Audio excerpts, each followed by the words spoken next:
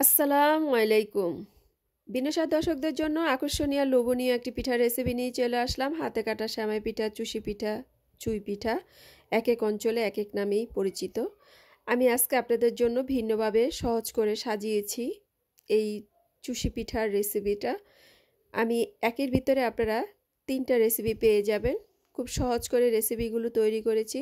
যারা নতুন আর এই পিঠা বানাতে জটিল মনে করেন, 2 হাত প্রয়োজন নেই, এক হাতেই কিন্তু আপনারা এই চুষি পিঠা আমাদের বা হাতে চুই কাটা পিঠাটা সেমাই তৈরি পিঠা করতে বানানোর পারবেন। জন্য চলুন এখানে দেখিয়ে নিয়েছি দিচ্ছি 3 পুরো কাপ রেসিপিটা। পরিমাণ শুকনো আতপ চাউলের গুঁড়া। আপনারা চাইলে ভিজা আতপ চাউলের গুঁড়াতেও তৈরি করতে পারবেন, এতে করে পানির পরিমাণটা কম লাগবে। আমি 3 কাপ শুকনো আতপ চাউলের গুঁড়ার জন্য 4 কাপ পরিমাণ পানি নিয়েছি। তার সাথে স্বাদ মতো লবণ দিয়ে পানিটা যখন বলক এসেছে একে একে সবগুলো চাউলের গুঁড়া দিয়ে চুলার জাল কমিয়ে ঢাকনা দিয়ে গুঁড়িটা সিদ্ধ হওয়া পর্যন্ত অপেক্ষা করেছি। এখন সিদ্ধ হয়ে আসছে, ভালো করে মিক্স করে নেওয়া হয়ে গেলে আমি এটাকে নামিয়ে একটা ডো তৈরি করব। এখন একটা প্লেটের মধ্যে এগুলোকে ঢেলে নিব। একটুখানি গরম ভাপ চলে যাওয়ার পর আমি চাউলের গুঁড়া ছিটিয়ে এটাকে ভালো করে হাতের তালু দিয়ে ডলে ডলে একটা ডো তৈরি করব। খুব সফট করে ডোটা তৈরি করতে হবে, এতে করে পিঠা বানালে পিঠাটা খুবই সুন্দর হবে। আপনারা দেখেই বুঝতে পারছেন আমার ডোটা কতটাই সফট হয়েছে। এখন একটুখানি ডো থেকে নিয়ে আমি চাউলের গুঁড়া ছিটিয়ে লম্বা করে হাত দিয়ে ডলে ডলে একটা রশি তৈরি করে নিয়েছি। রশি থেকে অল্প একটু একটু নিয়ে আমি প্রতিটা চুষি পিঠার জন্য পিঠা বানিয়ে নিচ্ছি একইভাবে, একই রকম করে। আপনারা দেখেই বুঝতে পারছেন কালার করা যে চুষি পিঠা সেগুলো বানাতে আমি কিভাবে কালার করেছি আপনাদেরকে একটু দেখিয়ে দিচ্ছি। এখানে জর্দার রং নিয়েছি হাফ চা চামচ, আর নিয়েছি ফুড কালার, আমি গ্রিন কালারটা আর জর্দার রং অরেঞ্জ কালার দুটোই নিয়েছি। এখন নিয়ে ভালো মতো একটা ডোর সাথে মিক্স করে নিচ্ছি।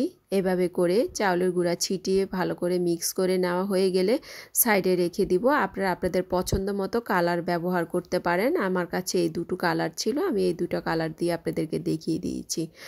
এখন আমি চাউলের গুঁড়ো ছিটিয়ে প্রতিটা ডো নিয়ে এভাবে রশির মতো চিকন করে তৈরি করে নিচ্ছি। আর এই চুষি পিঠাটা বানাতে কিন্তু এরকম রশির মতো করে আপনারা তৈরি করতে পারেন। অনেকেরা রুটি বানিয়ে রুটি কেটে এভাবে পিঠা বানায়, অনেকে অনেক রকম করে তৈরি করে। তবে আমার কাছে এভাবে সহজ মনে হয়েছিল, সেজন্য আমি আপনাদেরকে এভাবে সহজ করে দেখিয়ে দিচ্ছি। অল্প অল্প করে ডো নিয়ে এভাবে হাতের তালু দিয়ে বা আঙ্গুলের যেই মাংসটা সেটা দিয়ে একটু চাউলের গুঁড়া দিয়ে ডলে ডলে আমি প্রতিটা চুষি পিঠা বা হাতে কাটা সিমাই পিঠাগুলো তৈরি করে নিচ্ছি। আপনারা ভিডিও দেখে একটু বুঝে নেবেন এক হাত দিয়ে কিভাবে আমি এই হাতে কাটা সেমাই পিঠাগুলো তৈরি করে নিচ্ছি বাহারি রঙের। বাচ্চাদের কিন্তু খুবই আকর্ষণীয় এই পিঠাগুলো, বানিয়ে একবার দিবেন, বাচ্চারা খুবই পছন্দ করে এই পিঠাগুলো খেয়ে নেবে। আমি আপনাদের দেখার সুবিধার্থে কিন্তু দেখিয়ে সবগুলো সাইডে বানিয়ে রেখে এখন এখানে 1 লিটার দুধ জাল করে আমি 250 গ্রাম করে নিব অন্য একটি চুলা। আর এই চুলার মধ্যে আমি একটা শিরা তৈরি করব গুড়ের, সেজন্য আমি খেজুরের গুড় নিয়েছি 200 গ্রাম, আর নিয়েছি 1 কাপ পরিমাণ চিনি, এলাচ, দারচিনি, তেজপাতা দুইটা একটা করে দিয়ে এই পানিটাকে আমি জাল করে প্রায় 2 কেজির মতো করে নিয়েছি। 4 কেজি পানি জাল করে 2 কেজির মতো নিয়ে এখন আমি এগুলো উঠিয়ে সাইডে ফেলে দিব, কারণ পিঠার মধ্যে এগুলো মুখে পড়লে অনেকেই পছন্দ করে না। সেজন্য এখন যেই পিঠাগুলো বানিয়ে সাইডে রেখেছি সেগুলো দিয়ে সাথে সাথে কিন্তু নাড়া দিতে হবে, এতে করে লেগে যাবে না একটার সাথে আরেকটা। বলক আসার পর্যন্ত আমি এগুলোকে নেড়ে যাব। নেড়ে নেওয়ার পরে আমি আগে থেকে নারকেল কুড়িয়ে রেখেছিলাম, সেগুলো প্রায় 1 কাপ পরিমাণ দিয়েছি।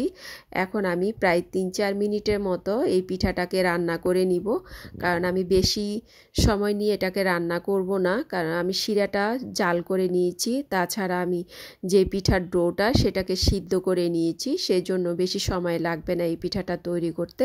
তবে হ্যাঁ, এটা একটু পাতলা অবস্থায় নামিয়ে ফেলবেন। এই যে আমি দেখিয়ে দিচ্ছি কীরকম অবস্থা হলে আপনারা নামাবেন।